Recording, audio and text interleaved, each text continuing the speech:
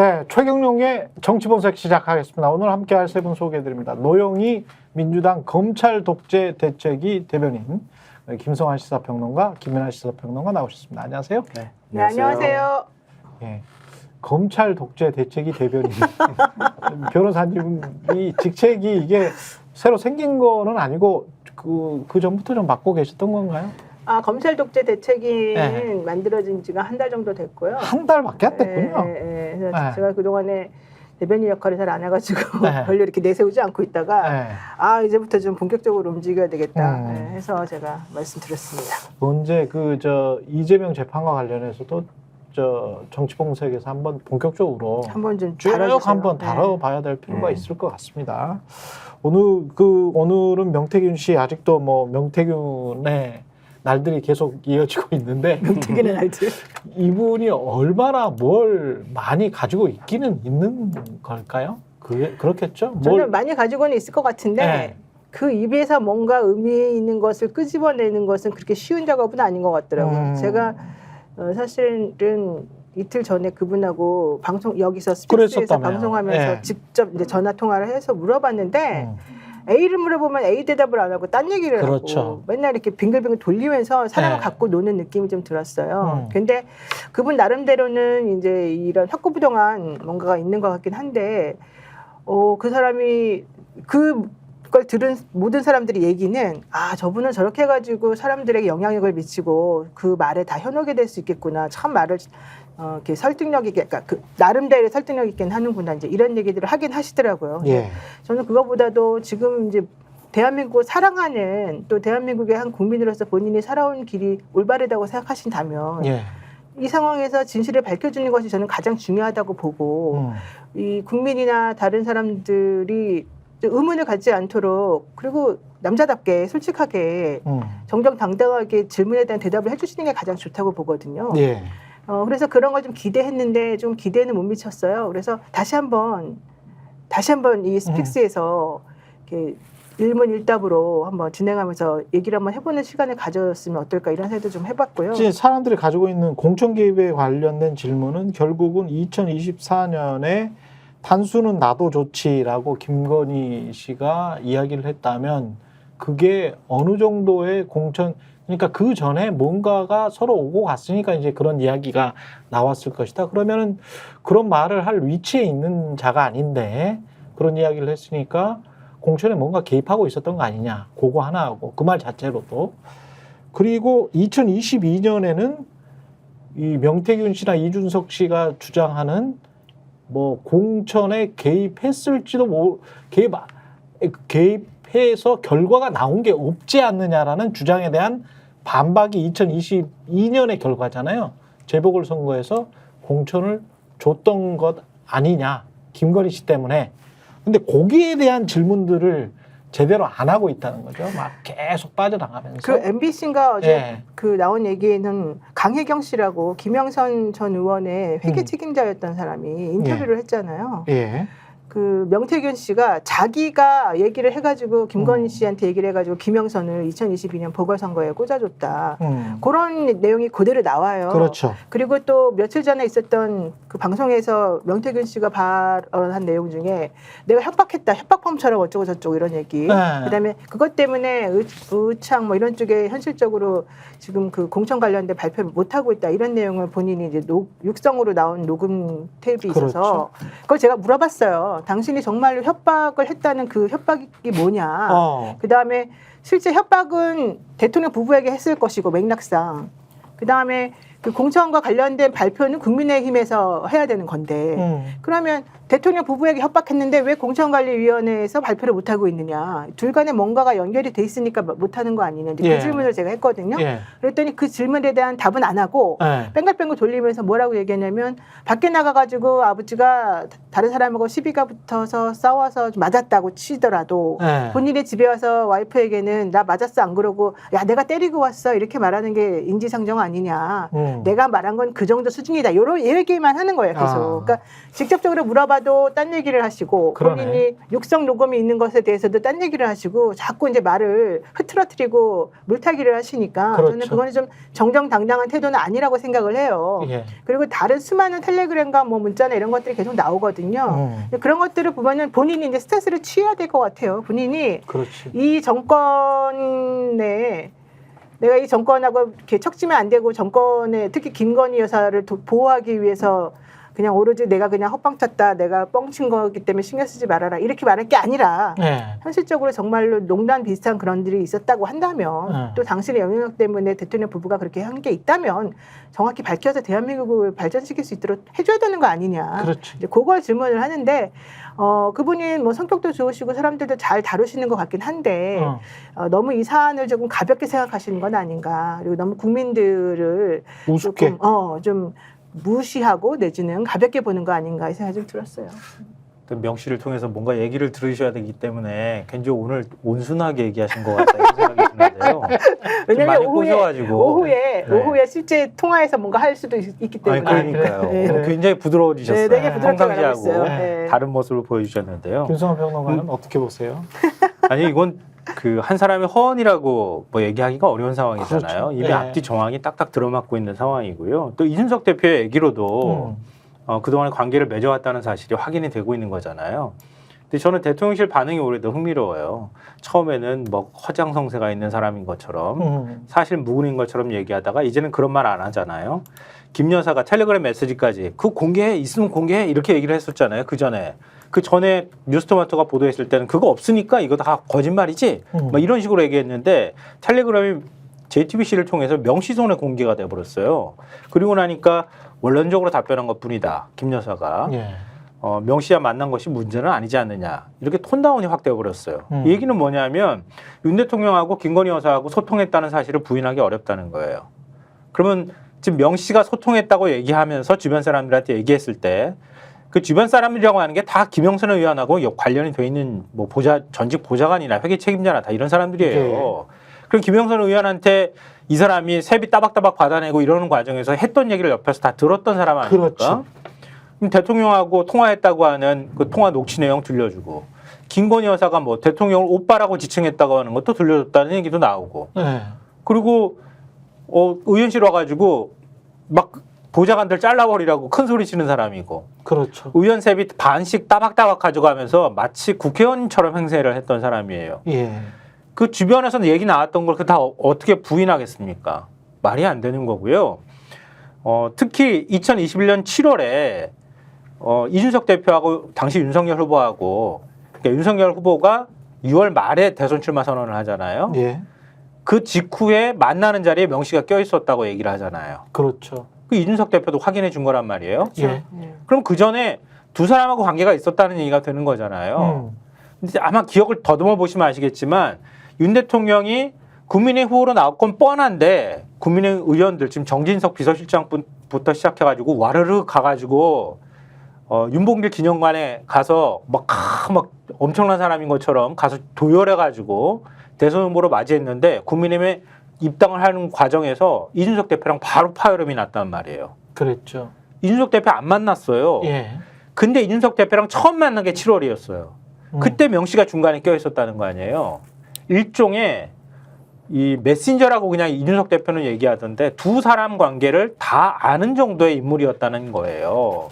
깊숙하게 개입했을 이준석도 만큼. 알고 윤석열도 아니 알고. 명시 주장은 이준석과 윤석열 대통령의 그 극적인 치맥 회동 내가 만들었다. 치맥 회동. 그 치맥 회동 자기가 만들었대잖아요. 안철수하고 윤석열 대통령 화해하는 그 치맥 회동. 안철수 윤석열 단이라도 자기가 했다 이렇게 얘기를 해요. 그렇죠. 그 정도 인물이란 말이에요. 그 정도 인물이 대통령 당선되고 난 다음에 의창에 보궐선거에 있을 때 김영선 의원이 공천받는데 내가 영향력을 행사했다. 이렇게 얘기를 하는 게 이게 과연 허언인가 이런 생각이 들고요. 그리고 난 다음에 김영선 의원이 결국 김해로 가서 컷오프가 됐지만 그 전에 김해로 가는 과정에서 나왔던 얘기들이 명시 입을 통해서 지금 줄줄줄 나오고 있는 거잖아요. 그렇죠. 이거 어떻게 부인하겠어요, 이거를. 어. 그럼 김건희 여사가 예를 들어서 거기에 김건희 여사가 꽂아줘 그래가지고 꽂아줬는지 안 했는지는 모르겠어요. 제 의심상으로는 2022년 재보궐선거에는 확실히 꽂아준 것 같다라고 저는 생각을 하는데요. 그렇지만 어찌됐든 간에 대통령과 영부인 간의 관계에서 이런 사람이 껴있었고 이런 사람이 영향력을 일정 부분 행사했고 그러는 과정에 대통령 당선 후에도 대통령 부부라는 사람이 이런 사람하고 끊임없이 상대해줬다고 하는 것 자체는 이건 부적절함을 넘어서서 이건 국정농단의 뭐 농단인지 아닌지는 모르겠지만 최소한 선거 개입이라는 의심을 피하기는 저는 어렵다고 봐요. 예. 이걸 어떻게 부인하겠습니까? 생각을 해보면 2021년 7월에 만났는데 2021년 6월 29일 날에 정치한다고 그랬거든요.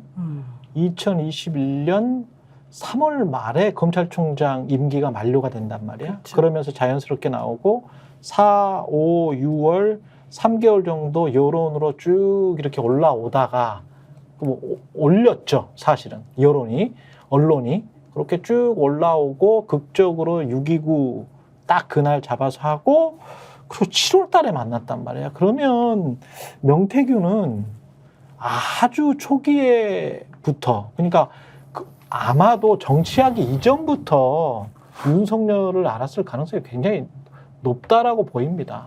이 시기상 보면. 예, 김민하 평론가는 이 사람들의 관계를 어떻게 지금 보고 있습니까? 이렇게 쭉 뭐가 엮입니까? 계속 말씀드렸는데 예, 명태균 씨의 수법을 다 그동안 이제 보도나 이런 걸 통해서 추론한 거 아닙니까? 예, 여론조사나 이런 것들을 통해서 자체 여론조사 미래한국연구소가 자체적으로 돌린 거, 이 언론에 공표하면 안 되는 거, 예, 그걸 계속 돌린 다음에 그걸 가지고 가서 당신이 출마하면 이 정도 나온다로 설득을 하고 그게 언제부터였을까요?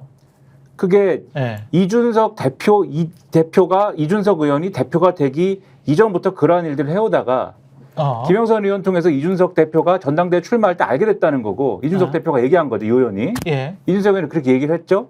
그러면 우리가 추정하기로 그 당시에 이제 어제도 말씀드렸는데 그 당시에 피해날 여론조사가 이상했던 거잖아요. 그리고 전후 과정에 나와 있는 거지 않습니까? 그렇지. 그러니까 그 여론조사를 통해서 아마 작업을 했던 것 같고 이준석 의원에게 대표가 될 때. 그러니까 이때 알았던 것이고 그 다음에 이제 이준석 의원이 대표가 된 이후에 그 다음에 대선 후보가 어떻게 될 것이냐의 국면이 또 있는 거잖아요. 그렇죠. 그 대선 후보가 어떻게 될 거냐의 국면에 윤석열 검찰총장한테 또 접근해서 여론조사 우리가 돌려봤는데 이 정도 나온다. 그때 잘 생각해 보시면 이미 무슨 뭐 여타의 다른 여론조사 기관들도 윤석열 검찰총장을 차기 대선 후보로 집어넣어가지고 그랬었죠. 여론조사를 돌리고 있었어요. 이미. 그랬었어. 근데 예. 어쨌든 미래한국 뭐 연구소 이런 데서 넣어가지고 이 좀 더 구체적인 무슨 얘기를 하는 단계가 있었겠죠. 그래서 이러저러한 우리가 조사한 결과를 봐도 당신이 이러저러한 경로를 거쳐서 예를 들면 국민의힘에 입당해서 대선 후보로 나가면 등등등등 어느 지역에서는 어떻게 돼서 등등등 이렇게 하면 경선에서도 이기고 대선에서도 이기고 이런 얘기를 했겠죠. 그래서 그 당시에 형성된 관계가 있을 거고 그런데 마침 어떻게 된 겁니까? 그 전에 전당대회에서 이준석하고 연관이 돼 있는 거잖아요. 명태균 씨가. 그러니까 치맥회동도 내가 이준석도 알고 지금 윤석열 검찰총장도 아니까 그 당시 이제 대선에 나간다고 이제 결정지은 다음이죠.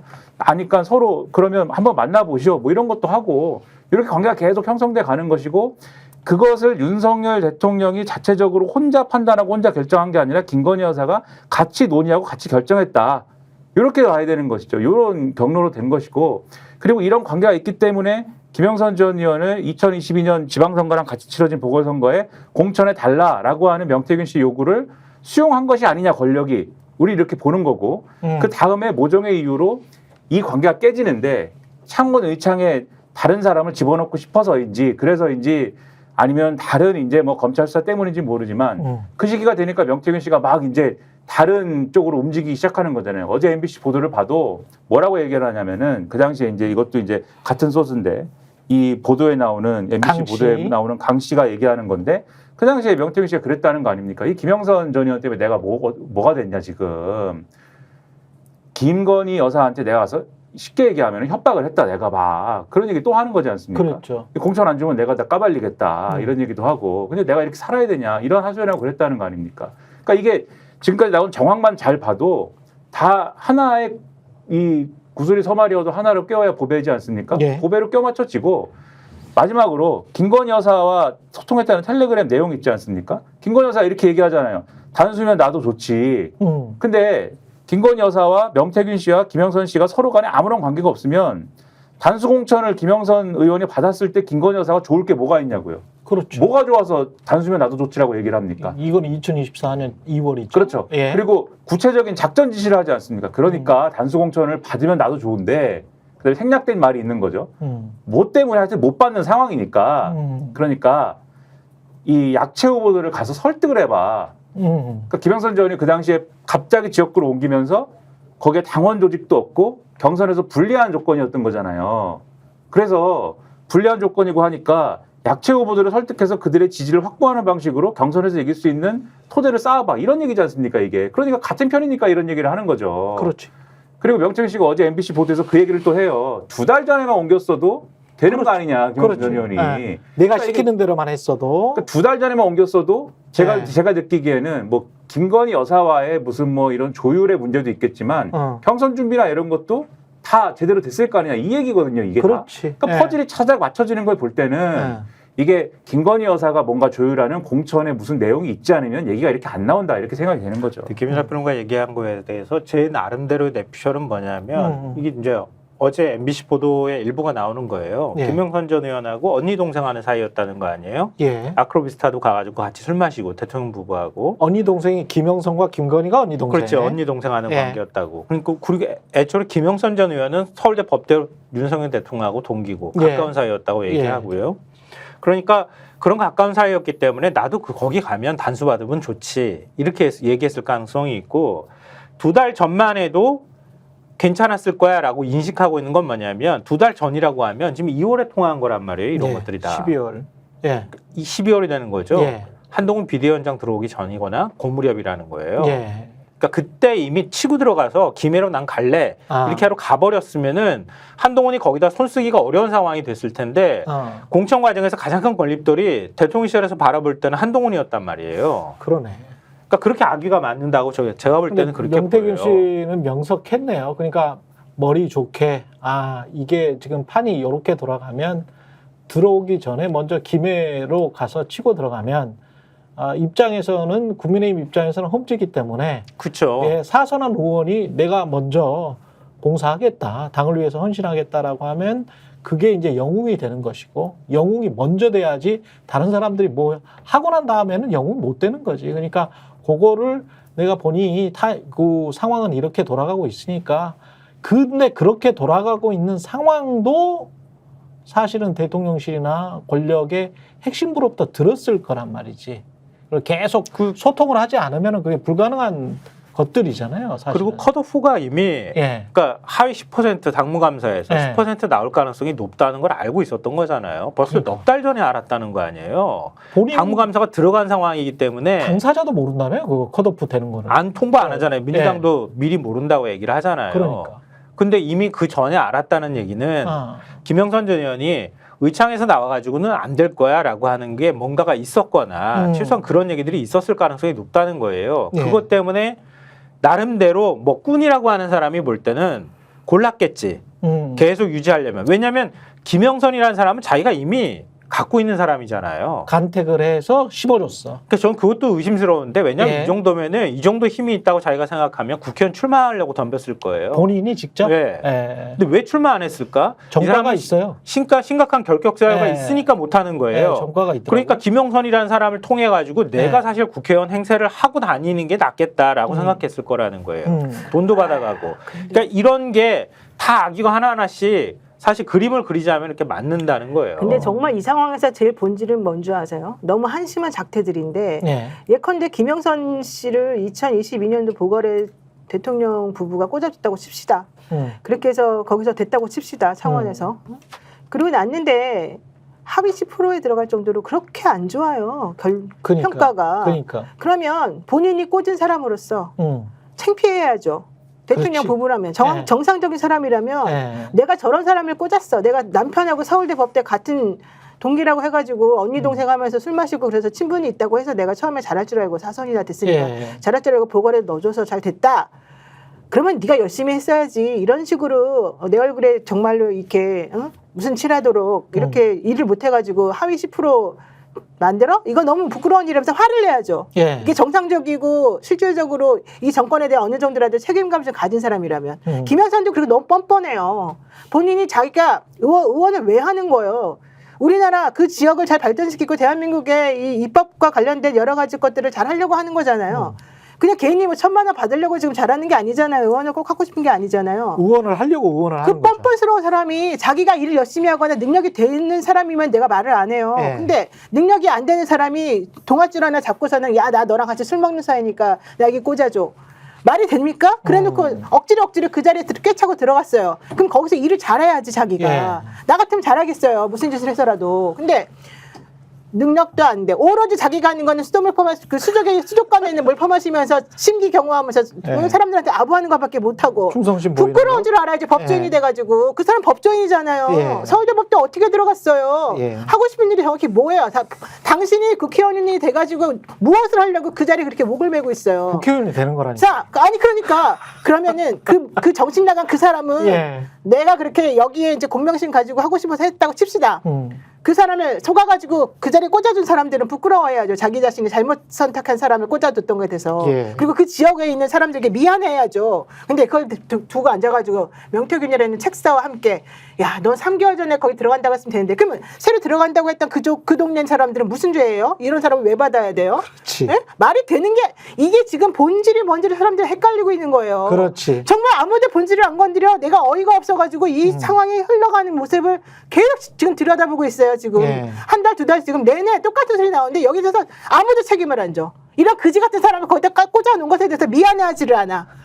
국민의힘 사람들은 어떻게 생각해야 돼요? 국민의힘 한동훈, 야 나는 내가 이번에 그 사람 안 했으니까 괜찮아. 이런 말 할 때가 아니야. 국민의힘의 이름을 달고서 나웃하는 그 사람 미안하다. 이런 예. 사람을 내가 그냥 내가 하진 않았어도 이런 사람이 국회의원 된 거가 정말 창피하다. 이렇게 나가서 한 명도 없어요. 김영선 부끄러운 줄을 모르고 좋은 자리 하나 깨찰라고 그 난리를 치고 돌아다니고 있고 지금 이 정권에서 아부하면서 이 정권에서 뭔가 한 자리라도 차지하려고 하는 사람들 보세요. 제대로 정신 박힌 사람이 한 명이라도 있어요. 정말 부끄러워야 돼요. 맞습니다. 변호사가 변호를 못하면 부끄러워하거든요. 예. 미안해하거든요. 그렇죠.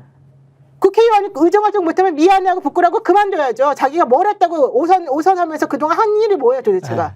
그러면 김건희 여사도 단수되면 좋지 이딴 말 할 게 아니라 야 그 사람은 내가 그렇게 신경 써서 해줬으면 일을 잘할 것이지 어디서 그런 말 같지 않은 소리를 하냐 이러면서 혼을 내주는 게 원래 맞죠. 본인이 실제 뭐 국장이 농단을 하든 말든 간에 아무도 그걸 안 해. 왜 그런 거에 대해서 아무도 책임을 안 지냐는 거예요. 명태균 씨 그 부분에 대해서 좀 얘기를 해보세요. 왜 그 사람을 꼭 국회의원 만들어야 돼요? 왜?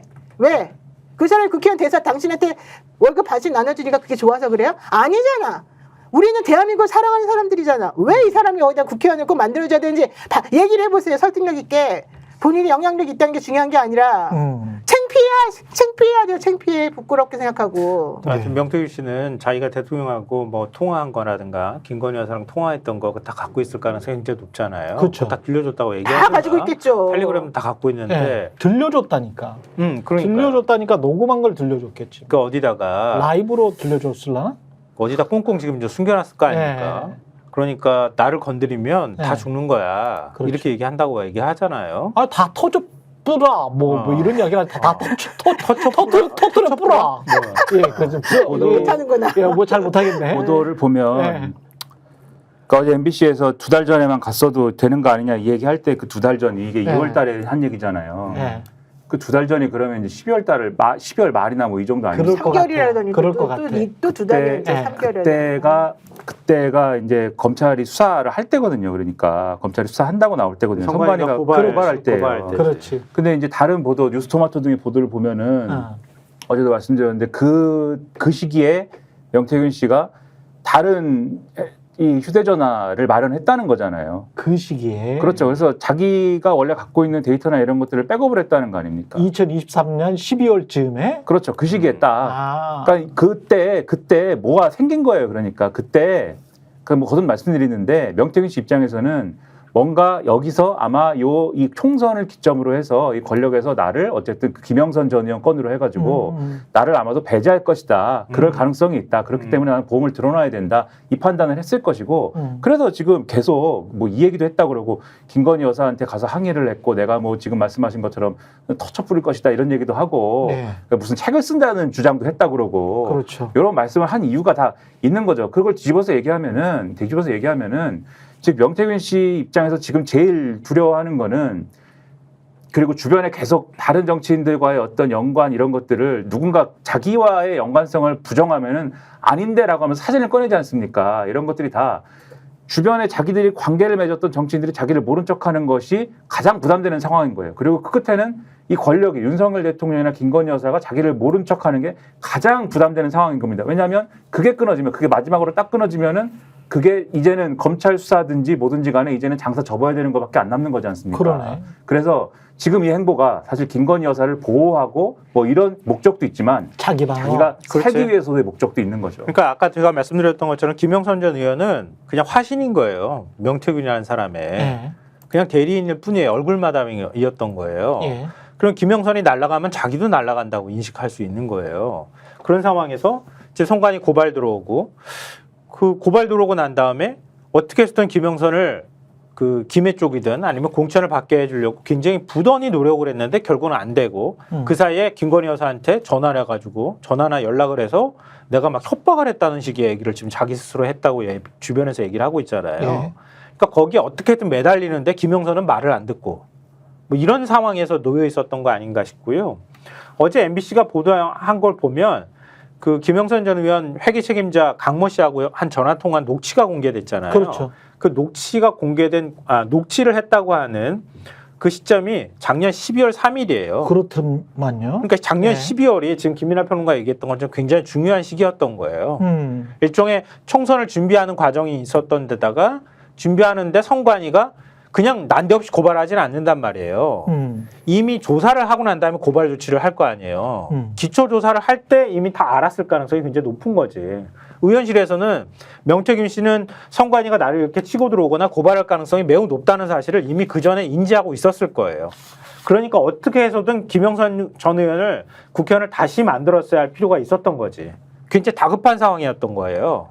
그 다급한 상황에서 이런 것들이 다 막 나오기 시작했던 거예요. 올해 네. 2월 넘어갈 때까지. 이게 지금 진짜. MBC 보도가 사실이면 정말 황당한 건데 명태균 씨가 어떤 여권 인사에게 김영선 의원 이야기를 하면서 자신이 이렇게 말했다는 겁니다. 당신이 어떻게 국회의원이냐? 국회의원 누가 주냐? 명태균이기 때문에 김건희 여사가 선생님 그거 하라고 줬는데 여기에서 그거를 강 씨는 공천이라고 이야기를 했어요. 그러니까 김건희 여사가 선생님은 명태균 선생님입니다. 선생님에게 그거 공천 하라고 대리로 줬다라는 이야기잖아요. 그러니까 김건희가 가지고 있는 공천권을 명태균에게 그래 네가 네 대리인을 하나 내세워. 그게 김영선이야? 알았어. 오케이. 2022년 재보궐에는 이렇게 했다는 말이잖아요. 그런데 더 와, 황당한 이게 건- 사실이면 정말 황당한 건데. 더 그러니까 황당한 공천 거. 몫을 준 거지. 더 황당한 건 김건희 뭔지 여사가 알아요? 명태균한테. 이 타임에 이 얘기가 있었던 이 타임 2023년 12월 이 타임은 예.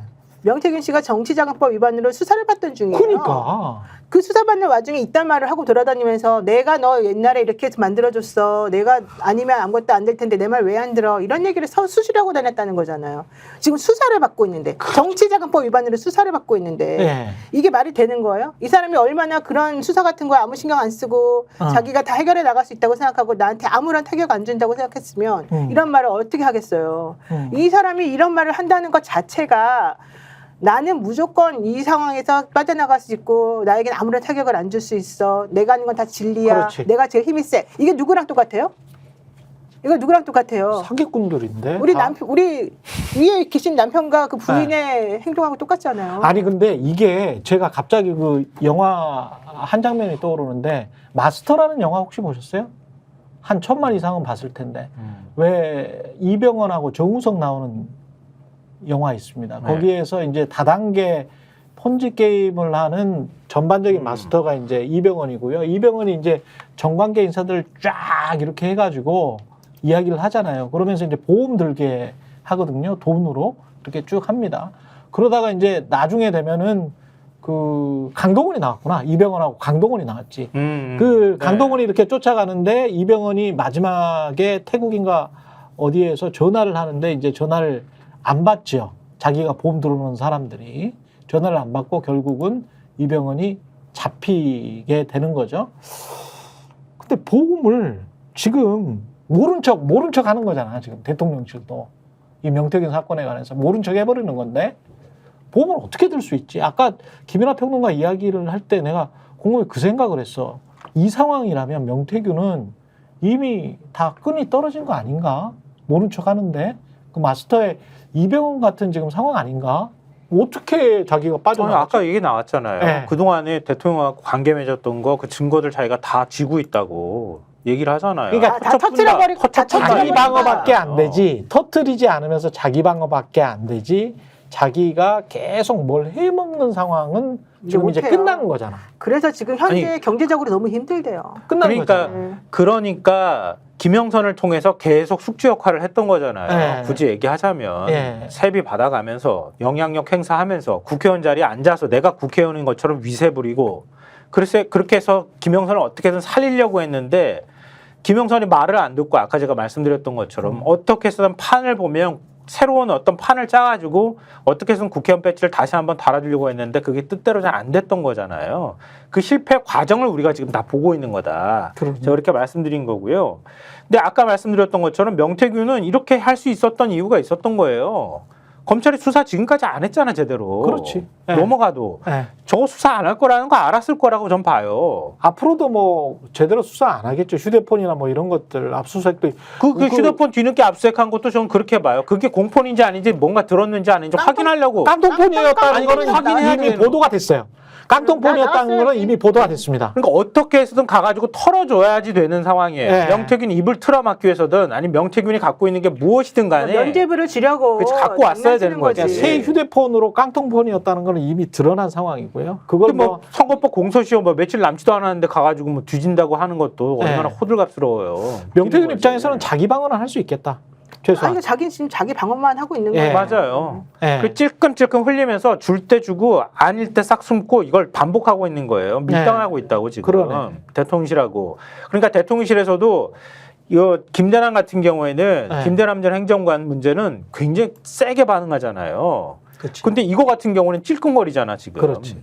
반응을 못 하고 반응을 관계 맺은 게 뭐 대화하고 만난 게 제대로 문제야? 못하더라고. 뭐가 문제야? 근데 다 이런 그래. 식이라고. 국민의힘 사람들이 다 그래. 그리고 국민의힘 사람이었던 사람들 다 그래. 여기 관련된 사람들이 다 그래요. 예. 이준석, 난 정확히 말하게 이준석, 천하람, 김종인, 안철수 의원은 조금 스탠스가 좀 다르긴 하더라고요. 예. 그 다음에 원희룡, 나경원도 아니라고는 했는데 나경원 씨도 좀 의심스러운 부분이 있어요. 하는 거 보면은 어쨌든 간에 뭐 여러 가지 측면에서 많은 사람들이 이런 정도씩까지 나오면은 보통은 선을 긋고 무슨 햇소리냐 이렇게 나와줘야 되는데 안 그러잖아요. 네. 이거는 이 사람의 영향력 하에서 뭔가 계속해서 해왔다는 얘기고 여기서 이준석이가 제일 지금 곤란 지경에 빠져 있는 거죠. 지금 원래 제일 곤란한 사람은 천하람인데 여기서 지금 괜히 이준석한테 불똥이 확 튀어버려가지고 예. 개혁신당이 지금 망하고 있죠. 그러니까 개혁신당에서 이 사람을 옛날에는 그랬지만 지금은 나랑 관계없다는 식으로 자꾸 이렇게 물타기를 하고 있거든요. 그러니까 이런 거 전체적으로 보게 되면 정말 아무것도 아니다라고 말하면서 세게 반응할 때 그 사람들의 태도하고 예. 현재 나온 태도가 완전히 달라요. 그렇죠. 이걸 보게 되면 되게 의심스럽다. 근데 그냥 솔직히 우리가- 너무 의심스럽다. 예. 우리가 대통령 하면은 진짜 눈코 뜰 수 없이 바쁜 사람이라고 생각하는데 이런 사람 전화도 받아주고 이런 거에 대해 다 이제 시시콜콜이 생각하고 거기에 명부인이 끼어들어가지고 네. 중간에서 왔다 갔다 의사소통하고 예. 참 한가하다고 봐야 되나 아니면 이걸 뭐라고 봐야 되나 권력을 사적으로 행사했다고 하는 뭐 해석에 따라 다를 수 있겠지만 하나의 증거가 될 수도 있겠다. 아니 최소한 그러니까 공사 구분이 안 되는 거예요. 사적으로 친한 사람이 있을 수 있지. 선거 공간에서 뭐 여러 사람들이 접근하니까 친하고 형님 동생 할 수도 있고 도와주셔서 고맙습니다. 이렇게 할 수는 있지만 그건 어느 선거판이나 똑같아요.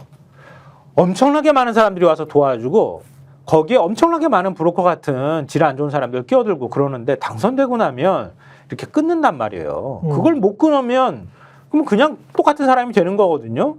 못 끊었다는 얘기잖아 지금. 그렇죠. 예. 못 끊고 계속 질질질질 끌려다니듯이 얘기하고 소통하고 텔레그램하고 이렇게 했다는 거 아니에요. 그리고 그런 사람은 대통령 눈에는 여사 눈에는 안 보였을지 모르지만 지역에서 왕처럼 행세하고 돌아다녔을 거 아니에요. 나 건드리면 나 대통령 뒤에 있어 여사 이거 봐 들어봐 막 이렇게 했다는 거 아니에요. 그렇지.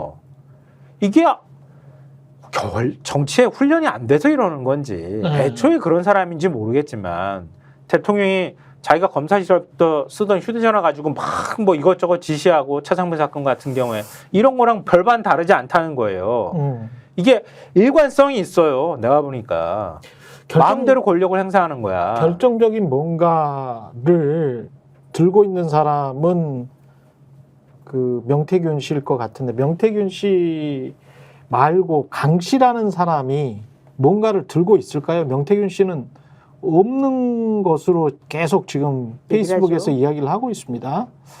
오빠한테 전화 왔죠. 잘 될 거예요. 란 녹취는 세상에 없다. 명태균 씨가 페이스북에 12시간 전에 쓴 글이에요. 그러니까 이거는 그 오빠한테 전화 왔죠. 잘 될 거예요. 요 말을 한 사람은 강 씨입니다. MBC 인터뷰에서 그 말을 들었다고. 이런 말을 들었다. 들었다고. 정확하게 기억을 한다. 너무 많이 들어서. 그리고 음성 자체가 김여사 음성이었다라고 지금 인터뷰를 하고 있거든요. 그럼 강 씨는 자기의 말을 뒷받침할 뭔가가 있을까요? 국정감사에서 나올까요? 이게 또 핵심인데. 있다면은 녹취록을 줬겠죠. 이 정도 얘기를 했다고 하면. 그러니까 본인 스스로가 이렇게 MBC에다 얘기할 정도면 예. 그냥 녹취록을 줘버리면 그냥 게임이 끝나버리거든요. 아니 근데 그렇게 얘기하진 뉴스에는 못한 MBC에는 것 못 같고. 주죠. 국정감사의 증인으로 나올 예정이기 때문에 본인이 만약에 준다 그러면 국회의원한테 줘야죠. 이거를 나오기는 나와요? 네, 확실히? 나오긴 나오는데 네. 근데 언론사에 주지 말고 국회의원한테 줘야지. 있다면. 그러니까 통비법 있다면. 때문에 자꾸 지금 이런 얘기가 나오는 것 그렇지. 같은데요. 그렇지. 그러니까 그 키는 지금 명태균이라는 사람이 계속 다 쥐고 있는 거예요. 만약에 자기가 그런 녹취록을 갖고 있다 쳐요. 갖고 있다 치고 주변에서 그런 사람이 들었다고 하면은 그 사안에 따라서 있다고 말할 수도 있고 없다고 말할 수도 있잖아요. 왜냐하면 증거를 없앨 수도 있고 계속 가지고 있을 수도 있는 위치에 있는 사람이잖아요. 예. 그러니까 얼마든지 자기가 거기에 대해서는 자기 마음대로 해명할 수 있다고 저는 생각해요. 있든 없든 간에. 나는 통비법 위반에 너무 신경 쓸 필요 없다고 봐요.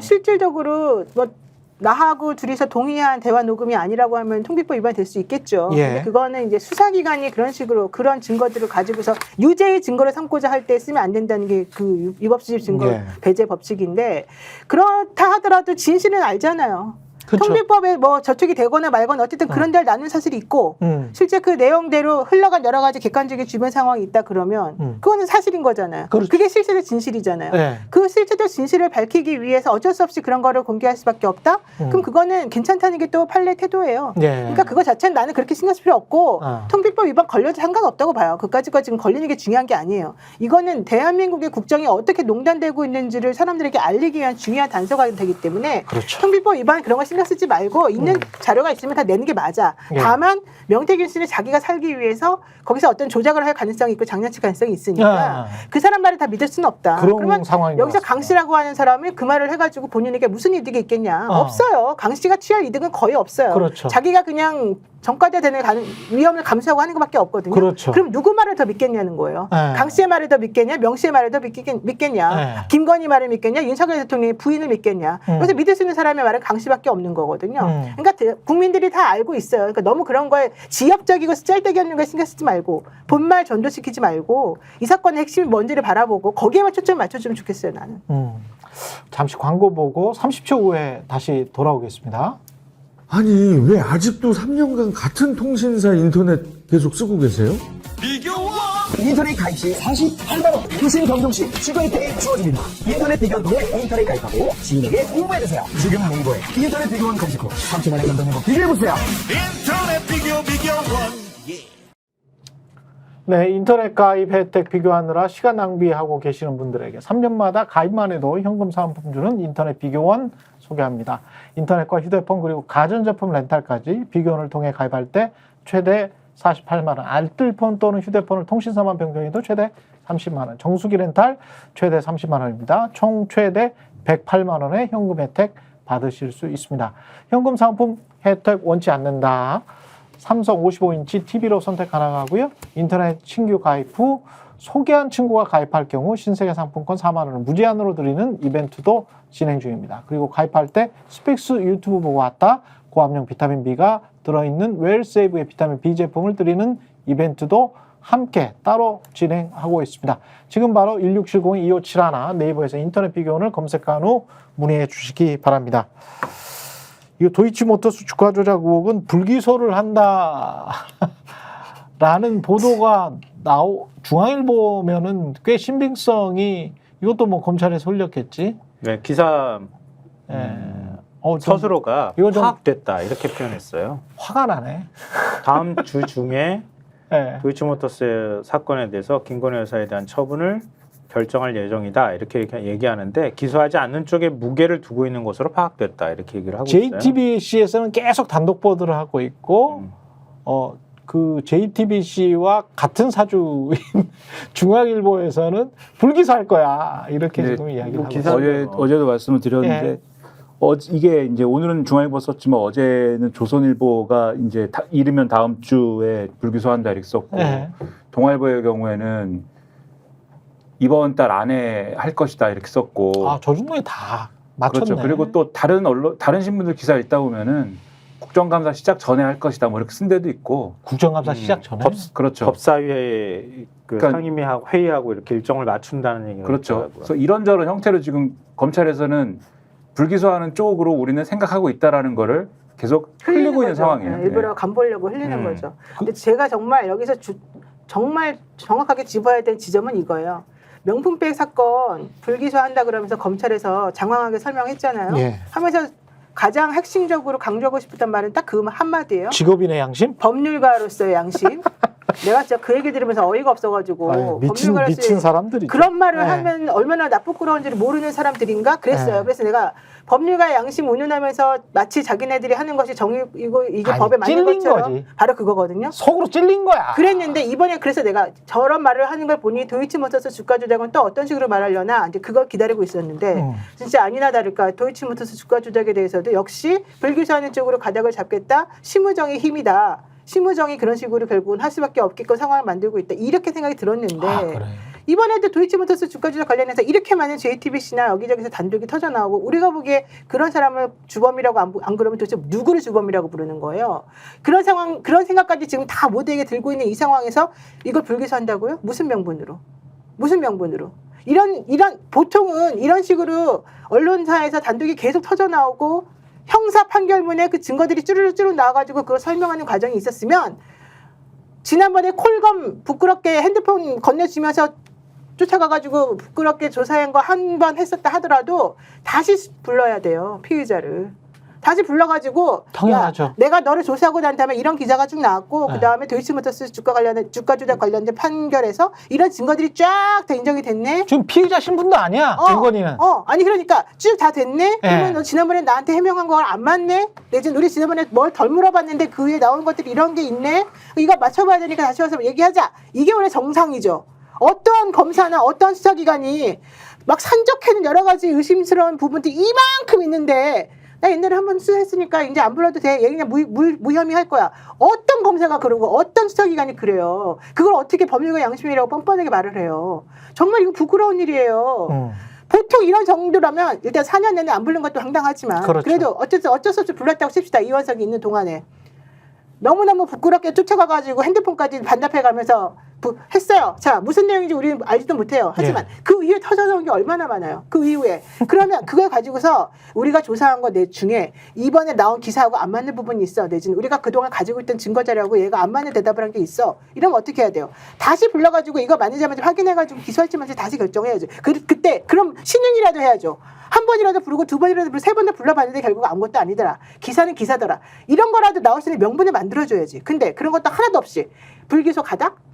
아니 불기소 가닥이라니. 그거를 왜 언론사에서 터뜨려요? 왜 언론사들이 먼저 알아가지고 우리한테 야 나 얘 불기소 가닥 하려는데 너 어떻게 생각해? 한번 반응 좀 보자. 왜 이따위 태도를 취하는 거죠? 나는 이해가 안 가요 정말. 오늘 뭐 경향신문 보도한 거 보면은 이미 이종마하고 40여 차례 문자를 주고받았다는 건 검찰이 파악하고 있었다. 그걸 다 그렇죠. 알고 예. 있는 사실이었다. 예. 아니 그거는 문재인 정부 시절에 검찰이 했다는 거하고 상관없이 예. 우리는 그건 이미 파악하고 있었다. 지금 현 수사팀이 이렇게 어. 얘기를 했다고 하고요. 그리고 나머지 뭐 지금 이제 BP 패밀리부터 시작해가지고 막 나오는 내용은 사실관계를 토대로 다시 살펴보고 있다. 중앙일보 보도에 기초하며 이렇게 얘기를 하고 있고요. 근데 김건희 여사가 무혐의다. 불기소 처분에 한다고 하는 그 근거를 중앙일보가 몇 줄로 적어놨는데 이건 한번 우리가 곱씹어 볼 필요 있을 것 같아요. 김 여사가 계좌를 대여해 주가 조작을 용이하게 했음에도 주가 조작 사실을 인지했는지에 대해서는 불분명하다고 판단한 것으로 파악됐다. 이것도 뒤에 파악됐다. 파악됐다는 표현 잘 안 쓰거든요. 보통은 알려졌다, 전해졌다 이렇게 네. 표현을 쓰고 자신 없으면 이건 좀 자신 있다는 표현이야 이거는. 권 전 회장 등을 상대로 그간 확보한 진술과 정황 증거에 김 여사의 주가 조작 인지 여부를 특정할 수 있는 내용이 등장하지 않았다는 이유다. 이게 핵심적인 문장이에요. 권오수가 얘기 안 하고 있다는 뜻이야 이 말은. 불지 않고 있다는 뜻이거든요. 예. 핵심 인물 몇 명이 김건희 잘 몰라. 그렇지. 김건희 나는 알고는 있었지만 주가 조작하고 상관없어. 검찰이 무혐의 처분하는 데 있어서 가장 강력한 증거로 될 거는 이것밖에 없다. 권오수가 이걸 안 본다. 이걸 권오수가 근거로 부인한다. 이걸 근거로 해서 불기소 처분한다고 지금 얘기를 하고 있는 거라고 하는 거예요. 나머지 관련되는 정황 증거나 이런 건 싹 무시해버리겠다는 뜻이에요.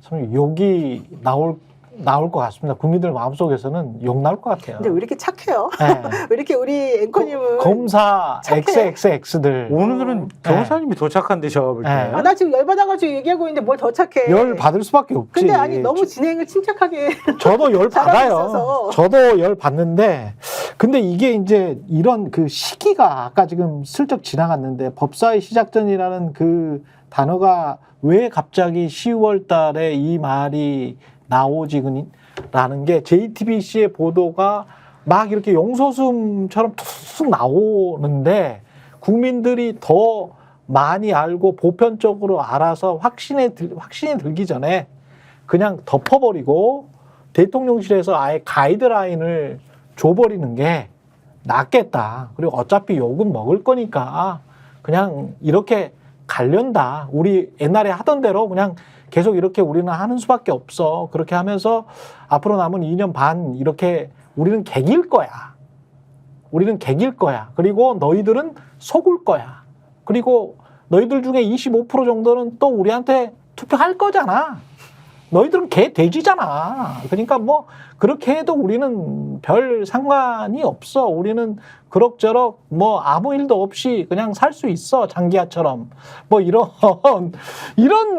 그냥 별일 없이 살 수 있다라는 그 강력한 의지의 표시인 것 그 같기도 하고요. 말씀인데 예. 지금 이 예. 불기소와 이런 움직임은 예. 사실 그 배경에는 물론 이제 검찰이 어떻게 뭐 국회 가서 어떻게 얘기할 거냐 뭐 이 문제도 있지만 또 여당과의 관계, 정권과 여당과의 관계가 또 있는 것 같아요. 전반적인 분위기를 보면 그러니까 지금 결국 그 국감을 해가지고 거기서 이제 검찰 얘기하면은 김건희 여사 얘기 다 할 거잖아요, 야당이. 그렇지. 그리고 최근에 나온 JTBC 보도나 뭐 우리가 여기서 맨날 얘기한 그런 얘기 다 꺼낼 거 아닙니까? 그렇죠. 얘기를 할 건데 예. 그런 얘기하면 여당이 방어를 해줘야 되거든요. 근데 요즘에 분위기가 방어를 못하겠다 뭐 이런 수준이잖아요 지금. 뭘 알아야 방어하지 뭐 그렇게 이야기하겠지. 뭐 그렇기도 하거니와. 예. 방어할 수가 없는 거죠. 그렇죠. 요즘에 이제 뭐 분위기가 이제 우리는 뭐 하여튼 말도 안 된다고 생각을 하는데 예. 분명히 말씀을 드립니다. 말도 안 되는 해법인데 말도 안 되는 해법이다 말씀드립니다 분명히. 예. 앞에 못 박았다. 네. 앞에 못 뭘 박았으니까. 얘기하려고 국민의힘 사람들이 네. 김건희 여사 사과라도 해라 이 얘기를 하고 있는 거잖아요 지금. 네. 사과라도 해야 우리가 그거를 이제 핑계로 해서 무슨 방어를 하는데 아무것도 안 하는 게 말이 되냐 지금 이런 태도인 거잖아요. 예. 그 대통령실은 지금까지 무슨 얘기를 하고 있냐면은 사과의 타이밍이 아니다 얘기를 해요. 우리 생각대로 된 게 하나도 없다. 그래서 명품백도 최재형 목사 그 수사심의가 없었으면은 매끄럽게 끝났을 것이고, 그 다음에 도이치모터스 2심도 이 전주 손모 씨에 대한 이제 판결이 그렇게 안 났으면은 매끄럽게 끝나고, 그런 다음에 이제 뭔가 액션이 있고, 그 다음에 이제 무르르듯이 갔으면 되는 건데 생각대로 안 돼가지고 사과할 타이밍이 아니다 뭐 이런 태도거든요. 근데 뒤집어 얘기하면은 지금 어떻게 할 기세냐면 지금 명품백은 어쨌든 정리됐다고 지금 생각하는 거고 용사는 우리는 정리 안 됐다고 생각하죠 당연히. 그건 정리됐다고 생각하는 거고 도이치모터스 주가 조작도 이제 불기소하면은 우길 거지 않습니까? 봐라. 이렇게 여러 가지 모르겠어요. 중간에 또 수사심의를 낄지 이런 거는 모르겠는데 어쨌든 간에 이렇게 이제 법적으로는 논란이 없는 걸로 마무리되지 않았느냐 이렇게 우기고 그 다음에 그러면은 김건희 여사가 사과를 하든 아니면은 그 만들기 어렵다는 제2부속실을 만드는 것이든 아니면 뭐 다른 무슨 뭐 다른 얘기를 하는 거든 간에 여당의 핑계가 될 만한 무슨 액션을 취하고 그럼 여당이 그걸 핑계로 해가지고 뭔가 국감이나 이런 데서 김건희 여사를 방어하는 데 있어서 예를 들면은 10명이 와서 방어를 해야 되는데 지금 한 명밖에 못 오는 지경이라면 한 5명 정도는 와서 방어를 할 수 있는 그런 정도의 여지는 주자. 지금 이런 그림 같거든요. 저 말이 맞는 것 같은 게 이런 말은 할 수 있을 것 같아요. 여당 의원들 입장에서는 할 말은 없으니까 야 검찰이 이 사건 자체를 불기소했어. 검찰은 정말 한국에서 법적 판단을 제일 잘하는 사람들 아니야. 그러면 검찰청 말을 니들이 무시해? 준사법기관이야. 법적으로 클리어 됐다잖아. 입 닫아. 야당 국회의원들아. 이런 이야기를 하는 것이고 이게 지금 다 상황이 맞네 보니까. 왜냐면은 검찰 불기소 이 보도 그다음에 한동훈이 야 그거 뭐 특검 그거 안 돼. 받을 필요 없어. 이렇게 말하는 것. 지금 기조를 같이 가네. 그리고 홍준표도 한동훈을 공격은 하지만 여당아 민주당 대책 세워라. 국정감사 대책에 전념해라. 이게 1시간 전에 홍준표의 페이스북이거든요. 국정감사 대책이라는 게 김건희 대책이야. 김건희 특검 대책에 관해서 그러니까 이 마치 이미 뭐 미락을 한 것처럼 공조를 하고 있구만. 그러니까 홍준표는 나름대로 이제 한동훈을 견제하는 그 페이스북은 계속 쓰고 있지만 그 와중에도 김건희를 보호해야 돼. 지금 똑바로 알아. 김건희 보호야. 그리고 한동훈은 대통령실에 야 알았습니다. 거기까지는 제가 안 갈게요. 김건희 특검까지는 안 갈게요. 확실한 메시지를 전달을 해주고 그리고 검찰의 이 불기소 처분을 명확히 빨리 받아가지고 조중동 등이 써주면서 이 사전에 그라운드 정지 작업을 하고 있네 지금. 이 상황에서 제일 한심한 게 한동훈이에요. 뭐 하자는 거예요 지금 도대체가.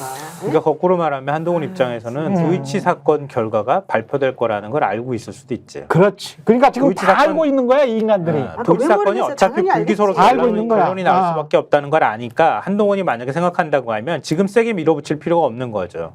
도이치 결과 나오면은 여론이 더 안 좋아질 거거든. 그렇지. 그러니까 그때 가서 얘기를 다시 한번 밀어붙여도 된다. 그러네. 아이고, 지금 일단은 여기서 잠깐만 접어주면 된다 이렇게 보는 거고. 그렇게 따지면은 굉장히 심각하게 흔들 그게 소탐 거니까. 대실이야 그게. 그다음에 더군다나 재보궐선거가 16일 날 끼어 있단 말이에요. 네. 그것도 지나야 되는 거란 말이에요. 그렇지. 국감기간 중에 재보궐선거가 지금 있는 거라고. 네. 그게 디데이가 될 것이다. 한동훈 끌어내린다는 얘기를 하고 있는 상황이니까. 네, 검찰, 보는 거고. 언론, 한동훈, 홍준표, 여당 전부 다 짰네.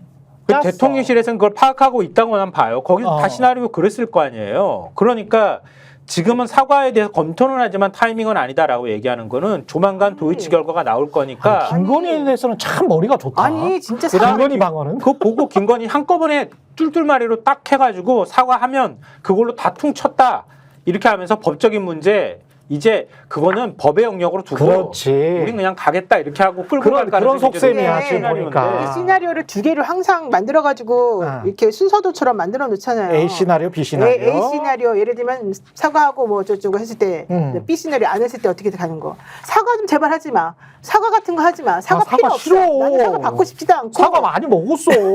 왜 맛있는 사과를 그렇게 기분 네. 나쁘게 만드는지 모르겠는데 네. 사과하지 마세요. 사과 얘기 삭제도 꺼내지 마세요. 너무 기분 나빠요. 두 번째, 국민을 농락하지 마세요.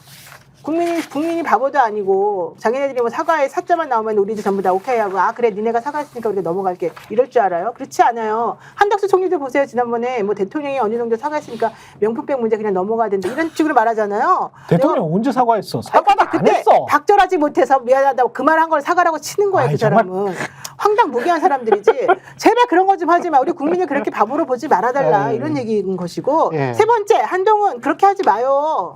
한동훈 대표는 도대체 뭐야 김건희 특검법에 대해서 제3자 추천을 하면은 좋겠다고 하고 자기가 그동안 기소 좋겠던 건 뭐 어디 갔어요? 한동훈은 그렇게- 강남 키드야. 그렇게 그냥. 찌질하게 계속해서 아니 어제 내가 너무 실망했다니까 완전히 찌질하게 뭘 기대를 했어야 실망을 하지. 아, 내가 그러지 말라고 말해줬잖아. 아. 내 말을 좀 들어줬어야지. 근데 여기다 대고, 야, 이번에는 부결이야. 하지만 뭐 어쩌고저쩌고. 무슨 명분이 지금 있어요? 아무런 능력도 없고, 자기 말한 거 하나도 지키지도 못하고 맨날 말을 바꾸고 있는 중인데, 아니, 뭐 대통령이 구라 대통령이라 그러니까 자기들 지금 구라 당대표야. 왜 이러는 거죠, 제가? 아니, 차별적인 모습을 보여야지. 자, 우리가 우리가 얘기를 오늘 예. 동아일보 이기용 대기자가 칼럼을 예. 썼어요. 예. 정 오래간만에 정말 재밌게 이 칼럼을 읽었는데 예. 칼럼 제목이 김건희 수렁 사법심판대 서는 게 유일한 탈출구다 이거예요. 예. 첫 문장이 뭐 김건희 사과 놓고 여권 내 왈가왈부하는데 다 부질없다. 그 한참 지나버렸다. 사과 문제로 그냥 퉁치고 넘어가기에는. 부끄러운 일을 행했으니까 사과는 당연히 해야 하지만 사과만으로는 이제는 안 된다. 이러면서 얘기하면서 부유한 VT 얘기 많이 나왔지만 자기는 그동안에 미확인 풍문이라고 치부해 왔는데 이젠 그럴 수 없다는 걸 알게 됐다. 그러면서 이런 구절이 나와요. 이 굉장히 재미있는데요. 그러나 요 몇 달 필자는 김 여사가 실제로 공기관 인사에 관여하고 있다고 결론 내릴 수밖에 없는 사례들을 접했다. 전원으로 들은 것까지 합치면 여사의 영향력 행사는 예상을 뛰어넘는 수준이라고 판단할 수밖에 없는 정황이다. 더 놀라운 대목은 과거 정권들에서처럼 배계 및 송사로 대통령을 통해 간접적으로 뜻을 관철시키는 데 그치지 않고 김 여사가 직접 영향력을 행사하기도 하며 자신이 이런 영향력 행사를 할 권리가 있다고 여긴다는 전언이다. 그러면 왜 이런 생각을 하고 있는가가 뒤에 나와요. 예. 김 여사는 자신이 윤석열 정권 탄생에 상당한 지분이 있다고 여긴다고 한다. 예를 들어 남편이 검사 시절 정치적 탄압에 의해 좌천됐을 때 로펌에서 고액보수를 제시하며 영입하려 했는데 자신이 검사의 길을 계속 가도록 설득하는 등 고비마다 자신의 조언이 남편을 오늘로 이끄는 결정적 역할을 했다는 것이다. 뭐 그 이야기는 지금 수차례 들어왔고 V1, V0 네. 뭐 이제 나올 때 V0, V1이 될 수 있는 이유라는 걸 보수 신문에 굉장히 보수적인 인사거든요. 예. 동아일보 편집국장까지 지냈고. 아 그렇습니까? 네. 예. 그랬던 사람인데 이렇게 칼럼을 썼네요. 사과로는 안 되고 사법 처리를 해라라고 지금 얘기를 하고 있어요. 동아일보에서 네, 잡혀가셔가지고 네. 한번 법을 저촉하셨는지 안 했는지 조사를 받고 기소될 거는 기소될 거면 기소를 당하시고 네. 이렇게 처리를 해라. 네. 이거 봐주고 지금 조사도 허투루 하고 이게 뭐냐 이렇게 불평하고 있는 거예요 지금. 자기 팔 도려내라고 하네요. 예.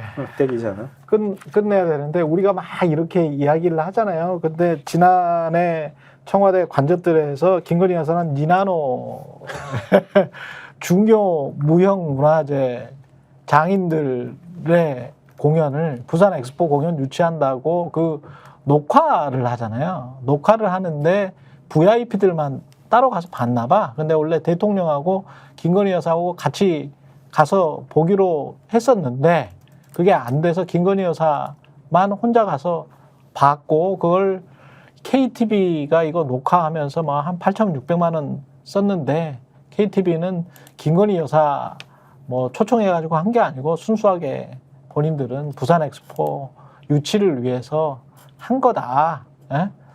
뭐 이런 이야기를 하고 있다는 이야기입니다. 근데 이게 처음부터 끝까지 다 말도 안 되는 이게 얘기를 하고 있다고. 웃긴 게 네. 공연은 한 거지 않습니까? 그렇죠. 공연을 했어요. 공연을 했고 거기에 돈이 뭐 8천 몇백만 원이 들어갔어요. 8,600 들어갔대요. KTV는 우리가 네. 콘텐츠를 만들기 위해서 공연을 한 거다 이 얘기인지 않습니까? 그렇죠. 뭘 유치하기 위해서든 뭐든지 간에 네. 우리가 방송하려고 공연 만든 거다 이 얘기를 하는데 실제 공연이 진행될 때는 V1인지 제로인지는 모르는 분이 가서 구경을 하셨어요. 예, 니나노. 그렇죠. 그러면 예. 이게 이분을 위한 공연을 만들어 놓고 네. 기획하고 만든 다음에 네. 그 다음에 이거를 그렇게 했다고 말하기는 뭐하니까 그냥 녹화해서 틀은 건지. 유튜브 한 500회 봤더만요. 그러니까 알게 뭡니까 지금 이거를. 예, 유튜브 500회 봤어. KTV가 돈도 없어. 돈도 없는 이런 거 잘 안 해. 그리고 KTV는 이런 거 잘 안 해요. 따로 기획해가지고 뭐 이런 거 잘 안 합니다. 원소스 멀티유즈예요. 뭐예요 이게? 예. 훌륭하십니다. 우리가 그리고 부산 엑스포나 유치했어? 김건희 씨가 뭐 아이디어 냈다는 키홀더하고 이거 뭐 공연하고 이래가지고 유치했냐고. 그러면 이거 담당자도 김건희야? 그렇지. 그때 부산 엑스포 할 때 그때 김건희 여사 적극적으로 역할을 했다. 그러면 담당자가 김건희면 김건희가 책임을 져야지.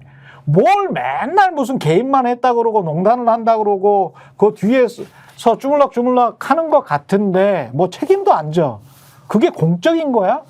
나라가 왜 이렇게 개판이야?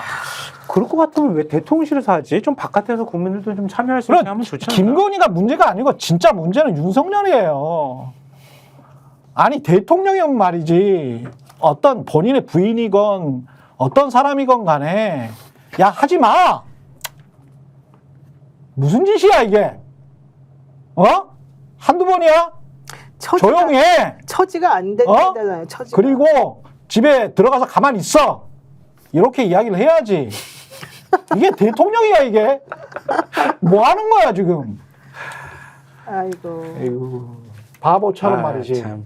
지금 뭐 하는 거예요 지금? 그런 말 할 처지가 아니래요. 네? 그런 주가 말 조작과 관련해서 제가 보기에는 제가 판단하기에는 이거는 이미 나올 거 다 나왔어요. 당신도 검사 출신이었잖아. 알잖아. 무슨 대통령이 이런 대통령이 다 있어. 이거 그래 놓고 연봉은 그렇게 꼬박꼬박 받고 국민의힘은 그런 식으로 운영을 해? 이런 자들이 국정을 운영한다고. 사랑꾼이라잖아요. 사랑꾼. 국민에 대한 싸가지를 가지란 말이야. 이게 국민에 대한 예의라고요. 태도의 문제야. 거지 같은 인간들. 아유. 여기까지 하겠습니다. 최경련의 정치본색. 노영희 민주당 검찰 독재 대책위 대변인 김성환 시사평론가, 김민아 시사평론가와 함께했습니다. 네. 다 이렇게 말해요. 선진국에서도. 언론인들 화나면. 아니면 와가지고 샤우팅 매치 한번 하든지 저랑 민주적으로 합시다. 예, 저는 내일 다시 찾아오겠습니다. 고맙습니다. 스픽스는 말하는 언론입니다. 대세는 유튜브, 그중에서 스픽스. 좋아요, 댓글, 구독, 알림 설정. 여러분이 저희를 사랑해 주시고 우리가 여러분을 사랑하는 4가지 방법입니다.